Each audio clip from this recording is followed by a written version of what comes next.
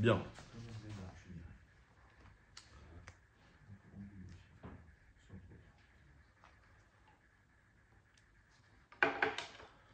Alors, je refais la même introduction que lors de notre précédent cours, à savoir que les parachutes qu'on lit en ce moment sont les parachutes qu'on appelle... Hein? Ouais, mais encore... Ça, on l'avait pas dit dans le cours la dernière fois. On avait dit que c'était les parachutes de la Géoula. En fait, certains disent qu'il est les parachutes de la Galoute, de l'exil, et d'autres que c'est les parachutes de la Géoula. Comme on veut. Toujours est-il que la Torah nous raconte toute la période de l'asservissement égyptien et finalement donc l'aboutissement de cette période avec la sortie d'Égypte, donc indéniablement, bonsoir, indéniablement qui va être la Géoula, la première Géoula de l'histoire.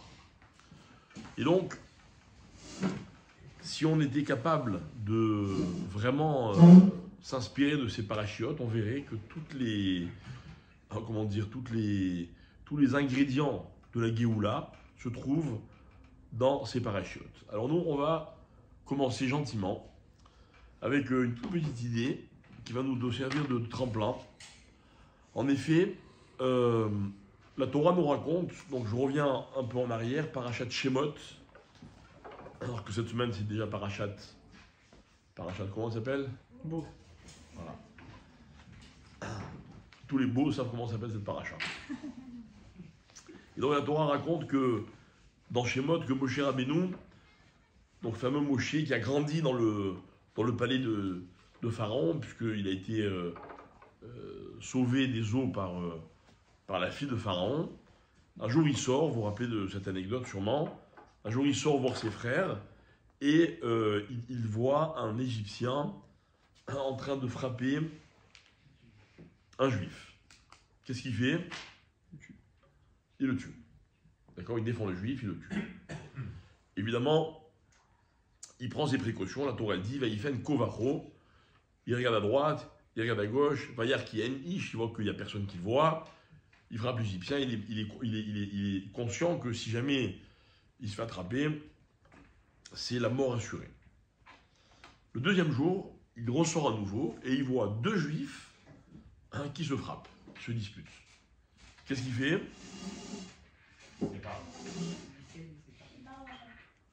Voilà, il leur fait un reproche.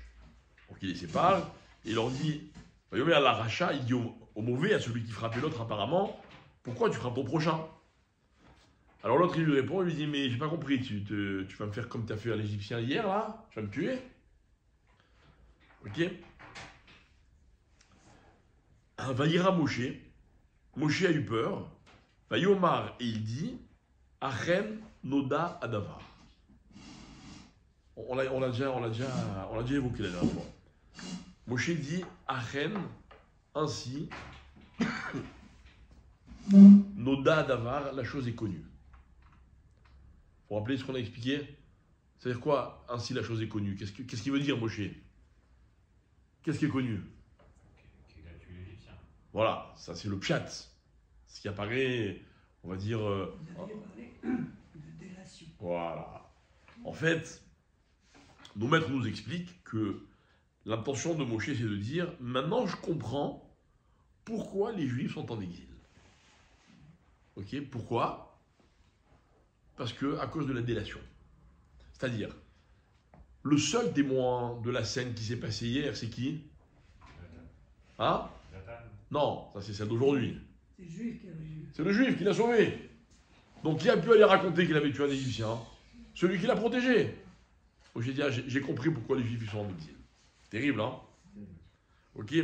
Donc nous, en fait, ce qu'on va retenir de cela, c'est que ce qui mène les Juifs à l'exil, c'est la parole. Vous aviez parlé de délation la dernière fois. Je me suis aperçu, par exemple, qu'à l'arrière des autobus ou des transports publics, il y a marqué, avec un numéro de téléphone, Ouais, terrible. comment je conduis. C'est pas de la délation. Bien sûr, c'est de la délation. Bien sûr que c'est de la délation. Moi, ça fait des années que c'est comme ça en Israël. Une fois, j'ai appelé. Une fois, j'ai appelé parce qu'il y avait un conducteur qui était un danger public, mais vraiment, ça veut dire, c'était terrible ce qu'il faisait. J'ai vu que c'était pas un juif au volant, j'ai appelé. D'accord, mais sinon, j'aurais pas fait. Je dis franchement. Ok. Mais c'est de la délation. En Israël, vous avez un numéro de téléphone spécial pour balancer aux impôts si jamais un prestataire ne vous donne pas de facture, genre s'il encaisse en espèces. Il y a un numéro spécial. Bon, on a des problèmes, d'accord? En tout cas, il semblerait que Moshe Rabbeinu nous donne une explication, un enseignement très clair. Il nous dit pourquoi on est en exil à cause de la délation. Donc en fait, à cause de la parole. Ok? Très bien. Ça, on le savait déjà. Maintenant, on va réfléchir sur un petit point intéressant. C'est la signification. Alors, on a dit les parachiotes qu'on lit, elles sont soit de deux points de vue. Certains les appellent les parachiotes de la galoute, de l'exil. D'autres les appellent les parachiotes de la Géoula, délivrance. Mais ce qui est intéressant, c'est que le mot galoute ainsi que le mot Géoula sont des mots dont l'orthographe est relativement proche. Ok? Même si grammaticalement ce sont deux racines complètement différentes. Puisque dans Galout vous avez Gimel, Lamed, et dans Géoula vous avez Gimel, Aleph, Lamed. Si c'est à l'infinitif. D'accord? Ça veut dire qu'en fait, il y a un Aleph entre deux lettres. Or, comme en hébreu, grammaticalement, une racine, normalement, elle est composée de trois lettres. Donc, on n'a pas trois lettres juxtaposées dans les mêmes mots. Les trois mêmes lettres juxtaposées dans les deux mots. Ok? Mais malgré tout, on retrouve le Gimel et le Lamed qui reviennent et dans Galout et dans Géoula. Évidemment, il n'y a pas de hasard. Ok? Alors, analysons ensemble. Que veut dire le mot Galout? À part exil. Cinnamon apple et ginger citron. L'eau, tac. C'est mon petit frère. Merci Lalou.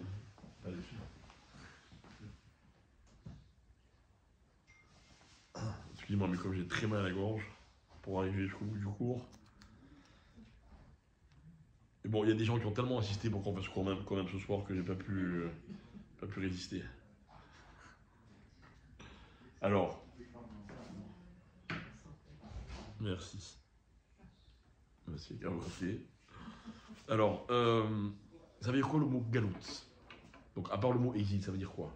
Allez, il y a des hébraïsants un peu quand même, non?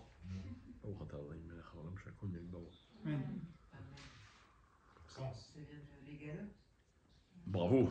Quoi le sens? Absence. Absence.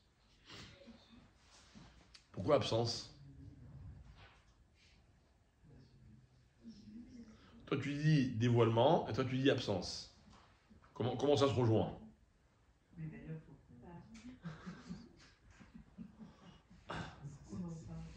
Non, je vois, il y en a un qui dévoile tout et l'autre qui est jamais là. Ok, d'accord, j'ai compris.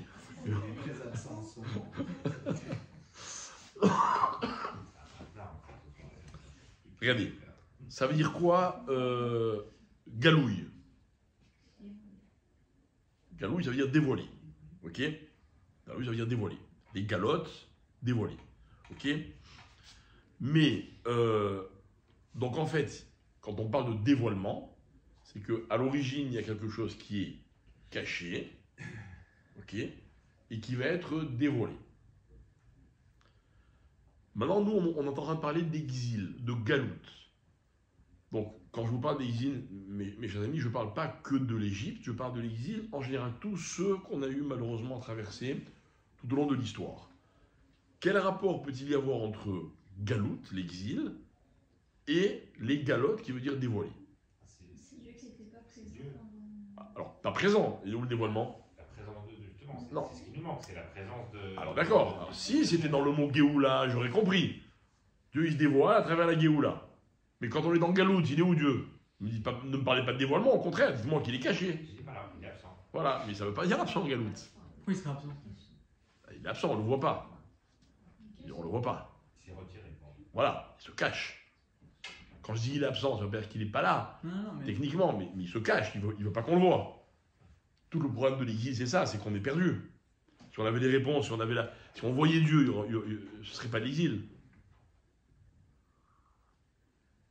Donc c'est curieux parce que normalement, dans Galout, j'aurais pas dû parler de Gilouï, qui veut dire dévoilement. Au contraire, j'aurais dû dire que Dieu est absent, il est caché. Ok? Sauf si je reviens à la réflexion de Moshe Rabbeinu, à savoir que tout le principe de l'exil vient de la parole. Donc on va voir. On va trouver une explication par rapport à cela. Ok?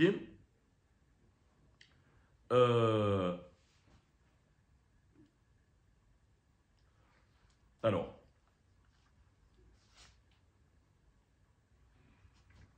on pourrait dire comme ça. On pourrait dire que le délateur, c'est celui qui n'a pas peur des conséquences de sa parole à l'encontre d'un autre juif. C'est ça un délateur. Je vais vous donner un exemple de délation, pour qu'on comprenne bien. Délation interdite, délation autorisée. Ok?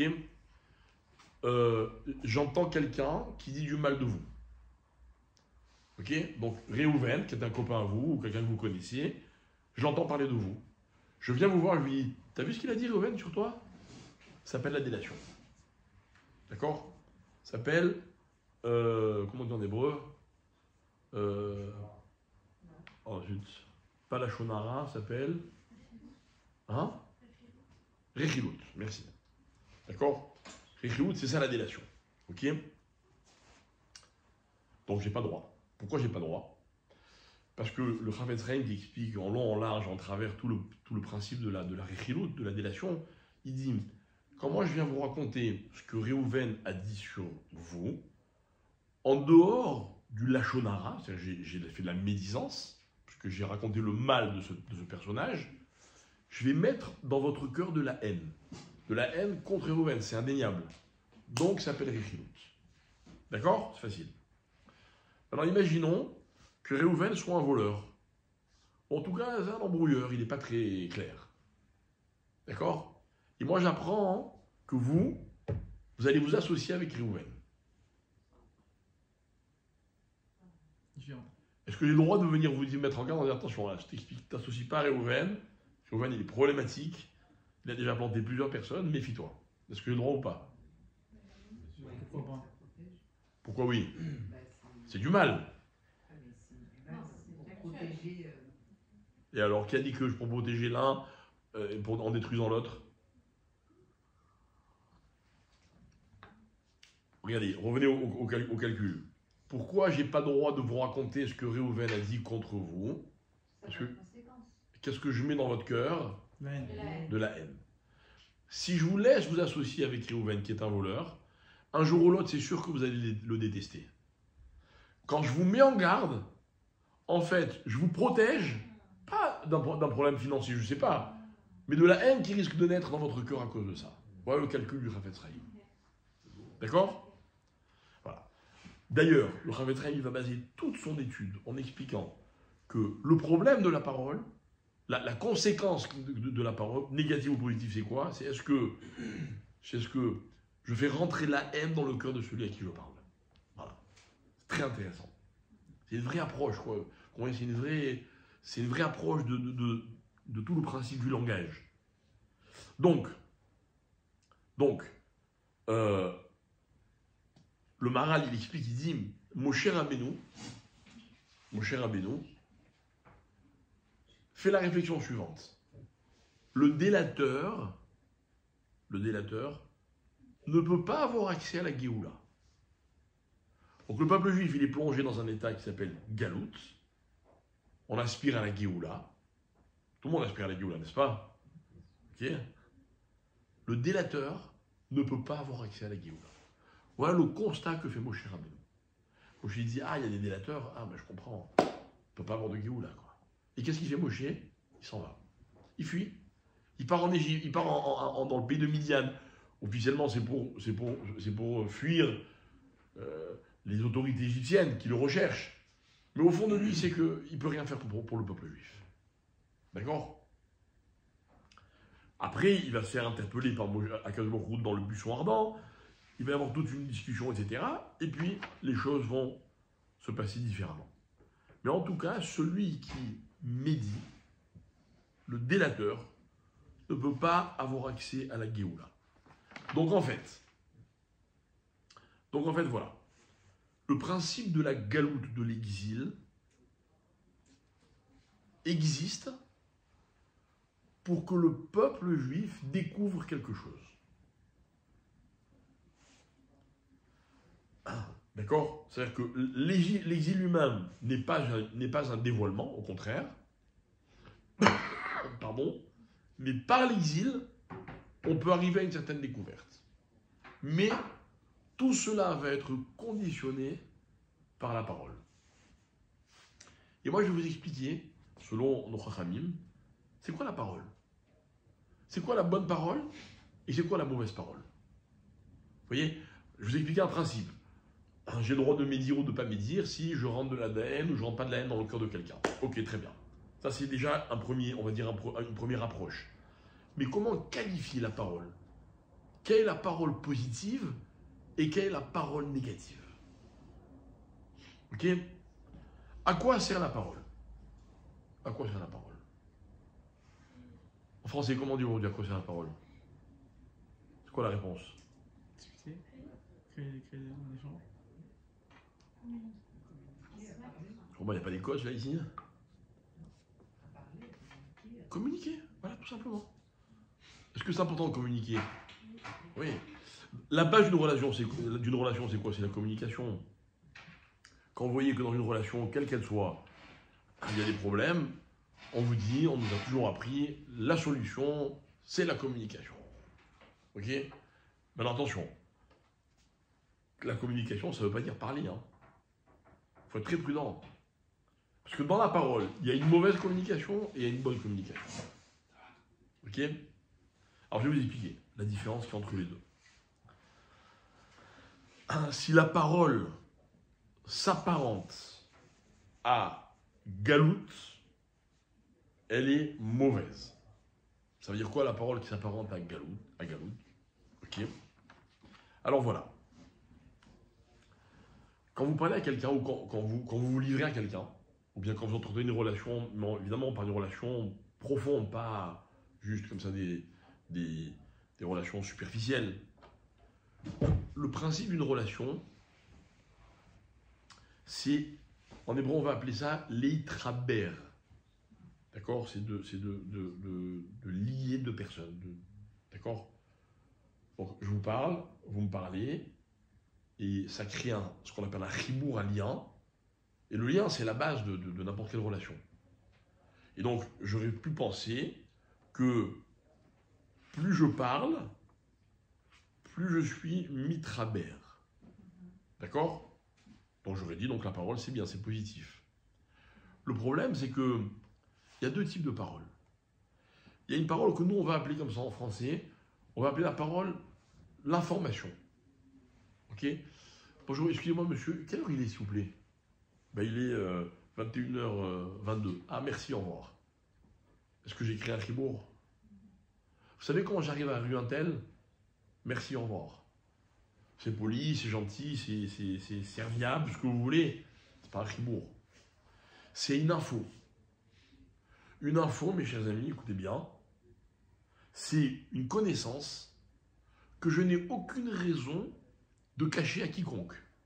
Donc, même si je ne vous connais pas du tout, et puis, j'ai pas de projet d'être ami avec vous. J'ai aucun projet. On n'a rien à voir, vous et moi. Mais c'est une information qui n'a aucune raison d'être cachée. Vous me la demandez, je vous la communique, et voilà. Et puis on poursuit chacun nos chemins, il ne s'est rien passé. Encore une fois, c'est la politesse, c'est très bien. Mais il n'y a pas eu de chibour. À l'inverse, le chibour se crée à travers une parole dans laquelle je dévoile quelque chose, mais que normalement, je n'ai pas envie de dévoiler à n'importe qui. Ok, j'explique. J'ai un ami proche, j'ai un conjoint, j'ai une relation vraiment intime avec quelqu'un. Ok. Ce que je lui dis, c'est pas de l'information. L'information, j'ai presque envie de vous dire, ça sert à rien.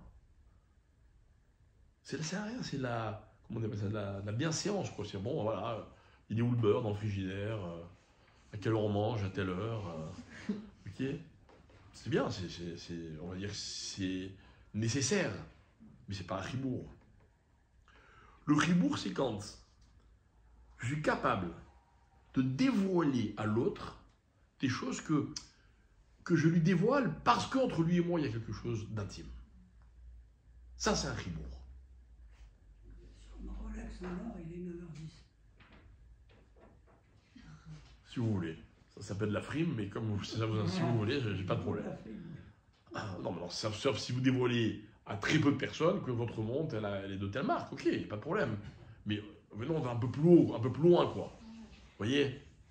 C'est-à-dire que si, par exemple, je rentre chez moi, et puis je rencontre les gens avec lesquels je vis, je vais pas dire, vous avez vu, il fait chaud, hein, ou il fait froid, hein. Vous avez entendu, Netanyahu, il a ceci, Trump, machin. Non, c'est de l'information, ça. Je vais me raconter. Je vais poser des questions aux autres sur ce qui leur est personnel. Là, je vais créer un ribourg. Ça, c'est de la communication. C'est-à-dire, est-ce que dans ma parole, dans mon propos, je suis m'égaler quelque chose? Est-ce que je fais un guilouille? C'est-à-dire que je dévoile quelque chose? Ou est-ce que je ne dévoile pas? Voilà la vraie question. Et en fait, ce qui est magnifique, c'est quoi? C'est que le principe de Galout, c'est quoi? C'est l'antithèse de guilouille. Hein, c'est quand on ne veut pas dévoiler. Pas dévoiler. Vous voyez, vous êtes dans le métro, enfin pas vous, hein. Il se passe quelque chose, qu'est-ce que vous faites? Vous tournez la tête. Ça ne vous regarde pas, c'est pas votre problème. Chacun ses problèmes. Moi, le bus qui est devant moi, il me gêne. Allô, le gars, il conduit mal. Voilà, ma vie, c'est mes problèmes à moi. Je ne cherche pas à créer des liens. À l'inverse, je dispose d'un outil qui s'appelle la parole. Cet outil est capable de créer des liens. Comment? Quand je vais me dévoiler ou permettre à l'autre de se dévoiler à travers cet échange. Ça, c'est une parole qui est positive. Et je vais plus loin, peu importe ce que vous racontez. Peu importe. Il y a des gens qui adorent se plaindre. Les gens qui adorent se plaindre, moi, je les mets dans deux catégories. Il y a des gens qui se plaignent chez tout le monde. C'est nul. Il y a des gens qui se plaignent quand vraiment ils se sentent à l'aise. Quand ils se sentent en sécurité, vous voyez, avec les gens avec lesquels ils ont vraiment quelque chose de fort. Alors ils vont se plaindre. Ok, très bien. Il vaut mieux se plaindre que pas se parler, quoi. Vous comprenez? Alors on est d'accord que le pire, c'est de ne pas se parler. Ce qui ressemble presque à ne pas se parler, c'est échanger des informations. Mais par contre, si je suis capable d'exploiter la parole pour la transformer en guilouille, ok, là, qu'est-ce qui va se passer? Regardez bien ce que me dit Moshe Rabbeinu. Avec ça, on va combattre l'exil. On va combattre l'exil. En fait, mes chers amis, peut-être que l'exil, on y est peut-être encore, hein, dans l'exil, même si géographiquement on est chez nous, comme on l'a déjà répété. Mais l'exil, c'est quand les hommes et les femmes d'Israël, évidemment, le peuple juif, ont l'impression de vivre chacun leur vie. Voilà, on échange des informations, mais on n'est pas vraiment concernés les uns par les autres, quoi. À part les gens qui font partie de mon cercle, qui me ressemblent, avec lesquels je m'identifie pour telle ou telle raison, mais les autres, non, chacun ses problèmes. Ça, c'est ça l'exil. Ah, c'est ça l'exil. Ça, c'est l'antithèse de la Géoula. Je reviens à l'histoire de Moshe Rabbeinu. Peut-être que le gars qui a raconté que Moshe avait tué l'Égyptien, c'est peut-être pas méchant. Peut-être qu'il ne voulait pas de mal à Moshe Rabbeinu. C'était une info qu'il aurait mieux fait de garder pour lui. C'était une info qu'il allait donner. Si ça allait avoir des conséquences négatives pour Moshe Rabbeinu, bah, c'est pas son problème. Lui, il a raconté un scoop. Eh oui. Mais moi, ce que je reproche d'ailleurs, si je pouvais me permettre de faire des reproches aux journalistes, c'est que le journaliste, qu'est-ce qu'il fait? Ce qui l'intéresse, c'est de raconter un scoop. Une info qui va intéresser les autres. Quelles sont les conséquences? Il va se trouver toutes les justifications possibles, imaginables, pour dire, mais moi je suis là pour ça. je suis là pour ça. Je suis pas là pour être m'égaler qui est l'autre vraiment, ou qui je suis moi. Je publie de l'information. C'est pas ça de la communication. Ça, c'est délatorisme. Ça, c'est le problème que Moshe Rabbeinu a rencontré. Et qui a fait que Moshe Rabbeinu, il se détourne du peuple juif et il s'en va. Et puis, il est découragé. D'accord? Et puis, au fur et à mesure, la réalité du peuple juif, elle va apparaître dans ces parachiotes. Et on va nous dire quelque chose de très intéressant. On va nous dire que, en fait, un enseignement du Harizal, qu'en fait, l'exil égyptien, vous voyez, il est un peu venu au terme d'une période de l'histoire dans laquelle il fallait que les réalités, les vérités soient rétablies. En fait, avant l'exil égyptien, il y a eu 3 périodes qui ont été des périodes d'échec dans le peuple juif, dans l'histoire du monde. C'est-à-dire le peuple juif n'existe pas encore, ok? Les civilisations, elles s'enchaînent, elles se suivent, mais il y a des épisodes qui sont dramatiques. Par exemple, il y a le déluge, la période de ce qu'on appelle Dor HaMaboul, la génération du Maboul. C'est un échec terrible. C'est ce qui a obligé Dieu à détruire l'humanité, à part une famille. Ok? Il va y avoir ce qu'on appelle Dor Enoch. Dor Enoch, c'est moins grave que Maboul, mais bon, il y a eu quand même des conséquences dramatiques. Et puis, il va y avoir ce qu'on appelle Dor Aflaga, qu'on appelle en général en français la génération de la tour de Babel. Ok?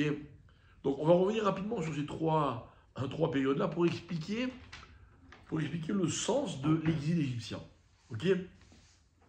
Alors voilà, dans le monde, on en a déjà parlé plusieurs fois dans nos cours, mais ça fait un petit bout de temps, il y a un principe selon lequel, qui nous est rappelé dans la Torah, au moment où Dieu donne la Torah au peuple juif. Vous savez que le don de la Torah, c'est pas la paracha de cette semaine, hein, mais ça reste l'événement qui permet de légitimer toute l'existence dans le monde. Pourquoi Dieu a créé l'existence? Parce qu'un juif, un jour, les juifs allaient recevoir la Torah. Okay, on y reviendra peut-être plus tard, mais il y a des phénomènes au moment du don de la Torah qui vont nous éclairer. Et l'un des phénomènes, c'est un verset que dit la Torah, juste après les 10 commandements. La Torah cite les 10 commandements, les tonnerres, les éclairs, les machins. Et une fois qu'on a terminé les 10 commandements, la Torah dit Vechol ha'am ro'im et hakolot. Tout le peuple a vu les sons. Ve'et halapidim, les éclairs. Ve'et kol hashofar, le son du chauffard. Alors chaque élément, c'est un thème. Ve'et ha'ar Hashem. Et la montagne qui était littéralement enfumée. En un mot ou en 2 mots d'ailleurs. C'est-à-dire, toute la montagne du mont Sinaï, c'était de la fumée. Hashan ou Hachem. D'accord? Nos maîtres nous disent, quoi? Vu les sons, ouais. Normalement, un son devrait être visible, mais bon, c'est un autre thème. Ok? Hachem, écoutez bien. Le mot Hachem, c'est les initiales de Olam, Shana, Nefesh. Oui. C'est des principes de kabbalistiques, mais vraiment accessibles à tout le monde. Ok? Non, mais non. Olam, c'est la nature, le monde. Shana, c'est le temps, l'année, le temps. Et Nefesh, c'est l'âme, c'est l'homme. En fait, si vous voulez, les 3 grands supports du monde, les trois éléments qui permettent au monde de fonctionner, qui sont ce qu'on va appeler nous la définition de l'existence, c'est la nature, le temps et l'homme, l'être humain. Imaginer un monde sans nature, c'est impossible. C'est-à-dire sans la nature, c'est pas seulement les végétaux ou les minéraux, c'est aussi les astres, c'est aussi tout ce qui fait la nature. Le temps, c'est la façon dont le monde est réglé. Je vous rappelle que tout de suite au moment de la création du monde, la Torah dit Bereshit, au commencement, il y a une chronologie. On commence avec une chronologie. Et enfin, Nefesh, la création de l'homme, c'est l'aboutissement justement de la création, et c'est l'homme qui va donner au monde, tout son sens. Ok ? Il y a 3 périodes qui précèdent la période des patriarches, et donc la famille des patriarches, donc la descente en Égypte, l'exil, etc. Ces 3 périodes, une elle s'appelle Enoch. Enoch, je vous la fais court parce que c'est un thème qui est pas très, un peu moins connu que les autres. Enoch, c'est une période dans laquelle les hommes sont à la recherche de Dieu en refusant Dieu. En fait, ils vont chercher un substitut d'Hachem. Ils vont s'attacher au soleil, à la lune, aux étoiles, ils vont tout essayer. Ils vont tout essayer. Ils ne vont pas essayer. Ils vont essayer de trouver quelque chose pour prouver que ce n'est pas Dieu qui a créé. Ok ? Et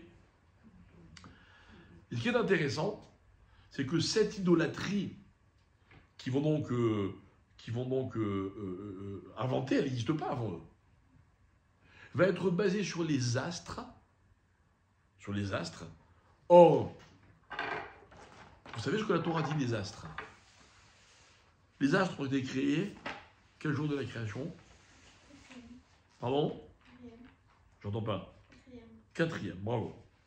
Ok? Et qu'est-ce que la Torah dit des astres? Elle dit, et donc Dieu a créé les luminaires pour différencier le jour et la nuit. Et ces luminaires, donc la Torah va les développer après, soleil, lune, etc. Écoutez bien. Ve'ayou les otot, ils seront littéralement les signes, les moadim, les yamim, veshanim, pour les périodes, les jours et les années. C'est-à-dire que la fonction des astres, c'est de régler le temps. Régler le temps. Sur quoi on se base pour calculer le temps? Sur les astres, le soleil, la lune. Ok? Dans notre civilisation, dans la culture de la Torah, le calendrier juif, il est basé sur des mois lunaires et un cycle solaire. D'accord? Donc en fait, qu'est-ce qu'ils vont faire les gens de cette génération? Ils vont idolâtrer la notion de temps. Et ils vont dire en fait, ce qui permet au monde de se définir par rapport au temps, d'accord? Et bien c'est ça, les vraies divinités. Vous voyez? C'est un petit peu comme si, par exemple, quelqu'un avait une Rolex en or, et puis pensait que la Rolex en or, c'est le summum, l'aboutissement de tous ses rêves. Vous voyez? C'est là que pour nous donner l'heure, quoi. Mais l'heure, c'est l'idolâtrie pour ces gens-là. Ok? Ensuite va venir la période du Maboul. Ok? Alors,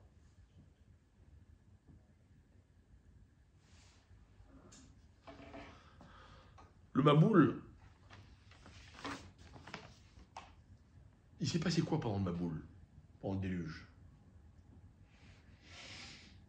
Allez, facile. Destruction du monde. Comment? Tempête. Inondation. Bon, peut-être je ne vais pas vous surestimer. Quand le Maboul est arrivé sur Terre, d'accord? Une fois que le Maboul est arrivé, il y avait quoi dans le monde? Allez! Quelle nature? Il y avait de l'eau, il n'y avait rien d'autre que de l'eau dans le monde. Le monde n'était que eau. D'accord? C'est ça qu'il faut comprendre de l'exil. C'est-à-dire que normalement, du Maboul, pardon, normalement, dans le monde, il faut qu'il y ait de l'eau. C'est impératif. Mais il faut aussi qu'il y ait ce qu'on appelle Yabasha. D'ailleurs, l'eau, elle va beaucoup préoccuper Dieu pendant la création du monde. On va nous parler d'une eau dont on n'a jamais entendu parler. Vero Achelukim Berachefed Alpena Maïm, deuxième verset de la Torah. On ne sait pas ce que c'est cette eau sur laquelle plane l'Esprit de Dieu. Mais après, la Torah dit, attends, Dieu va séparer les eaux d'en haut et les eaux d'en bas. Et puis après, Dieu va séparer les eaux et les continents. Donc il est beaucoup question d'eau dans la Torah. Mais, justement, l'eau n'a pas de forme. L'eau, elle peut envahir. Si elle n'est pas contenue, elle peut tout envahir. Donc Dieu va créer une nature dans laquelle l'eau va être contenue. Le jour du déluge, l'eau n'est plus contenue. Et donc le monde est eau. Or, un jour viendra un homme qui se trouve dans un berceau au bord du Nil. La fille de Pharaon entend pleurer ce bébé et lorsqu'elle ouvre le berceau, elle dit « Tiens, c'est un enfant juif. Il pleurait en hébreu, paraît-il, d'après Rachi. Comment elle va l'appeler? Pourquoi Moshe? Hein? Sauver des eaux. Sauver des eaux. Plus exactement, un Kimina Maïm, Meshitihu, je l'ai sorti de l'eau. D'accord? Nos maîtres disent, enseignement du Harizal,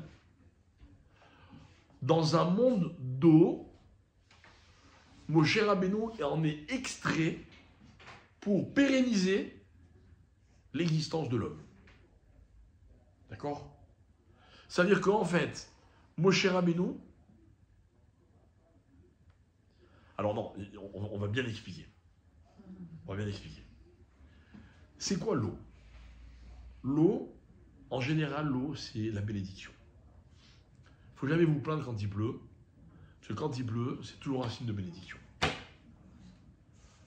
Le problème, si vous allez par exemple en Ille-et-Vilaine, en ce moment en France, il y a des inondations terribles. Vous connaissez la région? Rennes, tout ça?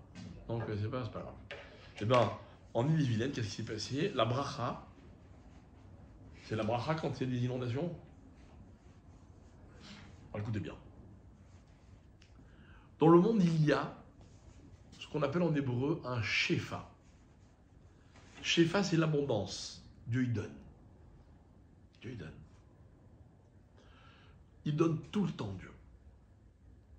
Il y a un texte qui dit, mes chers amis, je vais vous exciter un peu, que Akadosh Baruch Hu donne tous les jours à tous les individus, enfin en tout cas à tous les juifs, une parnassa pour 200 ans. Tous les jours. Calculez votre âge.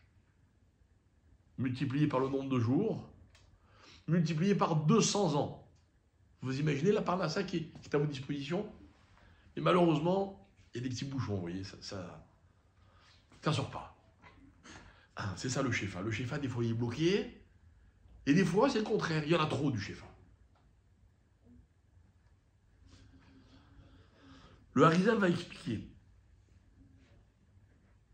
à travers un Midrash Tanhuma qui est très connu, que en fait, lorsque Dieu va donner la Torah c'est ce qui permet, c'est comme une digue, vous voyez, elle permet au shefa, ça veut dire à l'abondance que Dieu donne au monde, elle permet au monde de trouver la bonne mesure. Voilà ce que c'est la Torah. Dites-moi, est-ce que quand on étudie la Torah, on pratique la Torah, on est plus riche ou on est plus pauvre? Je ne connais pas la réponse à cette question. Mais je peux vous dire quelque chose. Avec la Torah, on sait à quoi ça sert d'avoir la parnassa, d'avoir la bracha. Sans la Torah, avec l'argent, on peut faire n'importe quoi. N'importe quoi. Vous avez des gens, par exemple, qui rêvent d'avoir plus que ce qu'ils ont. Enfin, il y en a beaucoup d'ailleurs, des gens comme ça. Mais moi, j'ai une question. À quoi ça va leur servir? Peut-être qu'avec ce qu'ils ont largement assez pour faire ce qu'ils sont censés faire. Pour être ce qu'ils sont censés être. Eh bien, mes chers amis, il n'y a que la Torah qui peut vous expliquer ce que je suis en train de vous dire. Il n'y a que la Torah. C'est-à-dire, il faut de l'argent parce qu'il y a tel mitzvah à faire. Et parce que là, quelqu'un a besoin de toi. Et parce que là, ceci. Et parce que, voilà, si tu as fait ce qu'il fallait, c'est bon, tu n'as plus besoin de rien d'autre. Dans la Torah, c'est quoi la parnassa? c'est quand vous arrivez à faire une belle table le vendredi soir. Si vous arrivez à faire une belle table le vendredi soir, vous n'avez plus besoin de nourrir. Vous savez pourquoi? Parce qu'automatiquement, il y a un ange, 2 anges qui viennent et qui disent que la même chose, que je vois la même chose la semaine prochaine quand je reviens. Alors que si la table elle n'est pas belle le vendredi soir, l'autre ange, il dit, parce qu'ils sont 2, un bon et un mauvais, il dit, ça le Shabbat, que la semaine prochaine je vois la même chose en arrivant. En fait, c'est ça la parnassa, quoi. Ça sert à faire les mitzvot. Bon, mais c'est un exemple. À quoi sert la santé? À faire les mitzvot. Faire les mitzvot. Imaginez quelqu'un, il a une bonne santé, et puis autour de lui, il fait rien de bien. À quoi ça sert? Moi, je me rappelle un jour, on était à la Yeshiva, on avait une quinzaine d'années, et puis il y avait une bagarre. On s'est fait engueuler, etc. Et puis 2 heures après, on va voir le Rav pour lui demander la permission d'aller faire un foot entre midi et 2. Parce que pour faire un foot, il fallait demander la permission, il fallait sortir de la Yeshiva. Et le Rav nous dit, pas question. Alors on lui dit, pourquoi? D'habitude, nous permettez? Il nous dit quoi? Vous voulez aller jouer au foot, pourquoi? Pour être en forme? Pour avoir des forces? Et les forces, vous allez en faire quoi? Vous allez encore plus vous bagarrer? Je préfère que vous restiez à la Yeshiva. N'allez pas jouer au foot. D'accord? Bon, comme c'était à Marseille, il nous a permis, parce qu'il savait très bien que le foot, c'était indispensable.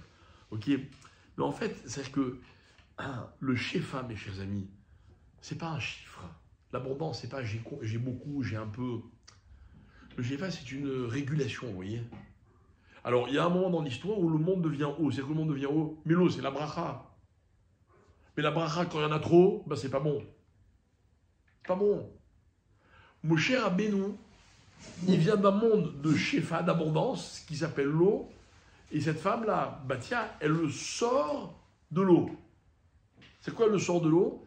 Moshe, c'est celui qui va donner au peuple juif la Torah, qui va pouvoir leur apprendre comment on canalise le Shefa, mes chers amis. Il faut apprendre à canaliser nos énergies, notre santé, notre intelligence, notre argent, tout. Celui qui ne sait pas canaliser, c'est sûr qu'il va gaspiller. Gaspiller, c'est mauvais. Canaliser, c'est bon. Positif, négatif. Ok? Et enfin, la 3e génération, c'est celle dans laquelle on a voulu s'attaquer à Dieu. Il faut rappeler la tour de Babel. Dans la tour de Babel, écoutez bien, mes chers amis. Et après, je reviens pour faire une synthèse. Dans la tour de Babel, on a voulu défier Dieu. C'est quoi défier Dieu? Ça vous est déjà arrivé de défier Dieu? J'espère que non, hein. Mais on va voir, on va s'en assurer quand même. Défier Dieu, c'est s'imaginer que la nature est plus forte que Dieu. Que par exemple, tel malade, ah ben, il ne peut pas guérir. Genre, même Dieu, il ne peut pas, quoi. Mais mes chers amis, ça nous arrive tous les jours. Tous les jours. Alors quoi, qui est plus fort, Dieu ou la nature? Alors, il y a des hommes, un jour, ils ont créé une tour. Ils ont dit, on va aller jusqu'au le plus haut possible. On va montrer à Dieu que nous aussi, on peut aller très haut.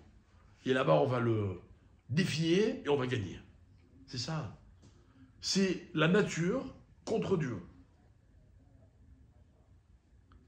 Vous voyez? Imaginez qu'un il se sent fort. Parce qu'il est intelligent, parce qu'il est riche, parce qu'il a du pouvoir, ce que vous voulez. Dis-moi, c'est moi qui impose à Dieu ce que je veux. Nous, vous ou moi, on va peut-être pas le dire comme ça. Mais au fond de nous, est-ce que, quelque part, on s'est vraiment protégé de cela? Et en fait, mes amis, c'est ça que la Torah nous apprend. Elle nous apprend que toute la période de l'histoire qui précède l'Égypte, c'est une période dans laquelle on a défié Dieu par rapport au temps. On a dit que le temps, c'est lui qui dominait le monde. Vous savez ce que c'est le temps, mes chers amis? Le temps, c'est de croire que moi, je connais le bon moment. Moi, je connais le bon moment. Un jour, je vous avais expliqué que la vraie différence qu'il y a entre un juif qui pratique la Torah et un juif qui ne la pratique pas, vous savez ce que c'est? C'est le timing. Parce que la Torah, elle interdit quasiment rien. Par contre, elle nous demande d'être patient. quand on veut faire quelque chose, quand on veut vivre une expérience, goûter à quelque chose, à un plaisir, ce que vous voulez. La Torah n'a jamais dit non. C'est ok, mais attends, pas maintenant. Pas comme ça. Pas dans telles circonstances. Et en fait, le temps, mes chers amis, c'est l'outil qui permet à un homme de se réaliser. Mais ce n'est pas lui qui fixe les règles, au contraire. C'est Dieu qui fixe autant ses règles. Vous savez, à Mavdil, moi, je m'amuse souvent, enfin je m'amuse. Souvent on me donne des rendez-vous, par exemple quand je dois célébrer un mariage. Ok ? Vous avez remarqué en général le décalage qu'il y a entre l'horaire écrit sur la carte d'invitation et l'horaire auquel ça commence vraiment. D'accord ? Bon, vous, quand vous venez à un mariage, faites ce que vous voulez. Moi, je suis une vraie victime, c'est moi qui dois célébrer le mariage. Pas toujours, hein, mais souvent. Donc le Khatan et la carte dit attention, vraiment soyez là à 18h. Hein. Maintenant, je sais qu'à 18h, je ne vais pas roter pendant 1 heure. Pardon. Ouais. Je ne suis pas complètement aligné. On dit qu'il n'y a pas d'interdit dans la Torah. Enfin, pour moi, il y a beaucoup d'interdits dans la Torah. Ce n'est pas une question de patience, de d'un plaisir qu'on profitera plus tard. Je pense qu'il y a vraiment des interdits. Vas-y, donne-moi un exemple. Le fait de ne pas pouvoir manger de crustacés, par exemple, ou de manger l'agneau dans le lait de sa mère, par exemple. Ou, enfin, je veux dire, tous les interdits de Shabbat. Alors, je vais t'expliquer quelque chose. À toutes les questions que tu pourrais me poser, j'ai une réponse. Mais d'abord, il faut que tu acceptes un principe. C'est que manger un crustacé, pour nous, c'est un détail. Manger quelque chose, c'est vivre une expérience. En fait, c'est découvrir une saveur. D'accord ?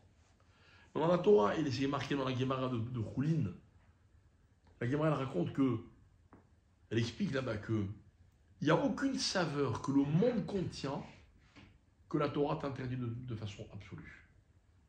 Toi, tu crois que cette saveur, tu ne peux la découvrir que dans telle expérience. Mais la Torah, elle va te démontrer que dans une autre expérience, tu peux découvrir la même saveur. Exemple, c'est la fameuse histoire de la sœur de Rabbi Chia, qui est un maître du Talmud, qui un jour lui a dit comme toi, enfin avec un peu plus d'agressivité, j'en ai marre de ta Torah, elle nous interdit tout. Il dit, ah bon, qu'est-ce que... Il dit, voilà, je veux goûter du lait et de la viande. Cuits ensemble. Il a dit, il n'y a pas de problème. T'es allé chercher une vache qui venait de mettre bas, qualité, qui avait donc les mamelles remplies de lait. Il a fait la shrita, il a sectionné les mamelles, il a pris le pis de la mamelle, et le pis de la mamelle, c'est une espèce de chair qui est composée de cavités, il y a du lait, on ne peut absolument pas extraire tout le lait qu'il y a dans cette chair-là. Il m'a dit comment on peut manger le pis de la vache qui allait alors qu'il y a du lait. Et la Gemara dit il n'y a pas de problème. Il y a une procédure, on coupe dans un sens puis dans l'autre, on frappe contre un mur, ce qu'on arrive à extraire, on extrait, ce qui n'est pas extrait, tu le prends, tu mets dans une casserole, viande, tu le fais cuire et tu peux le manger. Et tu vas goûter le lait et la viande, cuits ensemble. Alors il dit, ben, je voulais goûter aussi du cochon, et il n'y a pas de problème. Et il est allé au marché acheter un poisson, un certain poisson, je ne me rappelle plus le nom, et il le fait cuire d'une certaine façon, et il prend la sauce de ce poisson, le jus de ce poisson, il lui dit, goûte. Alors elle goûte, elle dit, ouais, c'est bon. Mais il dit, mais comment je sais que c'est du porc? Il dit, il n'y a pas de problème, ce qu'on va faire. Il arrête un goy dans la rue, il lui dit, tiens, dis-moi ce que c'est comme aliment. Il goûte, il dit, c'est du porc. Il dit, voilà, tu vois. Et il va expliquer dans la Gemara que toutes les saveurs ont une combinaison autorisée par la Torah. T'as compris? On a parlé de deux choses qui avaient un goût, mais il n'y a pas d'expérience, dans le sens de découverte, qui soit radicalement interdit par la Torah. Et je répète, c'est une question de timing et de circonstances. Mais vous comprenez que c'est un thème qui est tellement vaste qu'on ne peut pas l'effleurer en quelques instants. Donc on l'admet, d'accord? On l'admet. Et c'est ça, le bras de fer qui est entre ces hommes et Dieu. Hein, ça veut dire à quel point le temps, la circonstance, c'est elle qui est prédominante ou est-ce que c'est Dieu qui est prédominant? Et en fait, dans l'histoire de l'Égypte, on va réparer toute cette notion. C'est-à-dire qu'on va purifier le monde en disant, mais Pharaon, c'est un homme qui était extrêmement impatient. Il était dans l'immédiateté, Pharaon. Il était un peu comme aujourd'hui, vous voyez, il ne savait pas attendre. Il voulait avoir tous les pouvoirs absolus. Et voilà que les 10 plaies d'Égypte, elles vont recadrer la population, la civilisation, à travers les principes que la Torah elle avait imposés. Donc là, on a parlé du temps. Après, on a parlé de l'eau. C'est quoi l'eau? L'eau, c'est l'abondance. C'est toutes les richesses que le monde contient, que la vie contient, qui permet à l'homme de fonctionner. Mais attention, hein, si tu ne les régules pas, tu pars à la catastrophe. Et un jour, les hommes ne l'ont pas compris. Alors l'abondance a été extrême, et puis il y a eu le déluge. Et voilà un homme qui arrive et qui vient et qui dit attention, il y a des règles. Et ces règles s'appellent la Torah. Et avec la Torah, vous allez voir que tout va prendre son sens. Et enfin, la troisième chose, c'est quoi? C'est cette génération dans laquelle on a voulu défier Dieu en disant la nature est plus forte que Dieu. C'est-à-dire que trop souvent dans la vie, on dit ah mais là, même Dieu, il ne peut rien faire. Moi, je l'ai raconté de très nombreuses fois et je le re-raconte. Moi, je l'ai entendu de mes oreilles quand j'avais mon père qui était malade dans le coma et que les médecins essayaient de nous convaincre qu'il n'y avait plus rien à faire. Alors, ils voyaient qu'on n'était pas, on partageait pas leurs opinions. Alors, ils nous ont envoyé le psychologue de l'hôpital. D'accord? Le psychologue, il était très gentil, mais je me rappelle, si vous n'étiez pas déprimé avant de le voir, après, c'est sûr que vous l'étiez. D'accord? Et il vient nous voir, il nous dit, vous savez, il faut vous préparer, hein. Alors, on dit, non, mais vous inquiétez pas. Non. Arrêtez de dire, vous inquiétez pas. Vous réalisez pas de la gravité de la situation. Il dit, si, bien sûr, on réalise. Il dit, arrêtez. Vous croyez quoi? Parce que vous êtes croyant. Alors vous croyez que Dieu il va sauver votre père. Mais même Dieu il ne peut pas sauver votre père. Contre ce que votre père a, Dieu ne peut rien faire. Attendez, c'est pas terminé. Et il nous dit, je sais de quoi je parle, moi aussi je suis juif. Sauf qu'il rajoute qu'il est athée au milieu. Mais bon, peu importe. Et il nous dit d'ailleurs, je vais vous prouver à quel point je suis convaincu de ce que je dis. Si votre père guérit, je m'engage à faire Shabbat. Et il nous dit, et vous comprenez bien que je n'ai aucune intention de faire Shabbat. On dit attention. Il a dû faire Shabbat, le pauvre. Enfin, Shabbat, il avait dû faire avec nous le Kiddush dans le soir, mais déjà pour lui, c'était énorme. Pourquoi? Nous, on n'avait rien à prouver. Nous, on savait que pour Dieu, tout est toujours possible. Toujours. On n'était pas non plus complètement idiots. On était lucides. Mais on a refusé de mettre un chiffre. Vous voyez, ils nous ont sorti des 2% ou 4%, je ne me rappelle pas très bien. Mais on a refusé ce chiffre. Parce que accepter un chiffre, c'est revenir à tout ce qu'on vient d'expliquer. La nature, l'abondance, vous voyez, tous ces calculs, soi-disant, qui limitent la nature. Mais quoi, Dieu est enfermé là-dedans? C'est impossible. Dieu, c'est l'antithèse. Et en fait, c'est ça l'exil. Vous voyez, l'exil, mes chers amis, je vais vous dire quelque chose de dramatique. L'exil est une situation impossible. Impossible. Vous savez, on voit ce qui se passe ici de nos jours. Je ne parle même pas du 7 octobre, mais même avant 7 octobre. Des fois, on se dit, mais c'est pas possible, jusqu'où ça va aller? Les mauvaises nouvelles qui pleuvent du matin au soir. Rien n'est facile, tout est compliqué, On se dit, mais jusqu'à quand? Ah, c'est ça l'exil, mes chers amis, c'est ça. C'est ça, quand on a l'impression qu'il n'y a pas de solution. Pas de solution. Même les gens qui sont en bonne santé, tout va bien pour eux, mais il y a toujours des galères, Alors, c'est ça l'exil. L'exil, c'est quoi? C'est ou bien ces situations impossibles, elles sont là pour m'aider à chercher un dévoilement, quoi. Il y a bien Dieu derrière tout ça. Ou alors au contraire, elles me bougent la vue, et puis je vois plus Dieu, il n'existe plus. Dieu préserve. Et en fait, pour ça, j'ai un outil extraordinaire qui s'appelle la parole. Alors regardez, c'est très simple. C'est que la parole, elle sert aussi à communiquer avec Dieu. Regardez, je vais vous dire quelque chose. Quand je vais voir Dieu et que je lui demande de me donner ce qui m'intéresse, c'est pas de la communication, c'est de l'information. Je raconte à Dieu très souvent que je rêve d'être riche, beau, intelligent. Ok? C'est une information. Ah, c'est pas ça communiquer avec Dieu. Communiquer avec Dieu, c'est me dévoiler et essayer de le pousser à dévoiler lui. C'est bien le connaître, le découvrir. La parole, c'est est-ce que, alors que je vis au milieu de mes frères, hein, bon, on a cette chance en plus ici en Israël, mais est-ce que ce qui se passe avec mes frères et ce qui se passe avec moi, c'est deux problèmes différents. Hein. Les gens qui vous disent, oui, Dès que j'aurai le temps, je m'occuperai de ceci, ou j'irai vers les autres. Ah, excusez-moi, je ne peux pas, je suis débordé. Non. C'est ou bien je m'efforce de communiquer avec les autres, c'est-à-dire de créer des vrais liens, d'être concerné par les autres. Alors j'ai une chance de vaincre la galoute. Ou alors je suis enfermé dans ma galoute. On vit chacun isolé dans ses problèmes, dans son cas personnel. Et puis ce qui se passe autour, je suis vraiment désolé, mais je ne peux rien faire. Quoi. Plus concrètement, ça veut dire être ouvert, parler avec tout le monde. Être concerné par les autres. C'est-à-dire que si quelqu'un a besoin de quelque chose, même s'il n'y a pas la solution, montre-lui que tu es concerné. Si tu as la chance d'être religieux, regarde tous les gens autour de toi qui ne le sont pas. Peut-être qu'ils ont juste besoin qu'on leur explique, qu'on leur parle.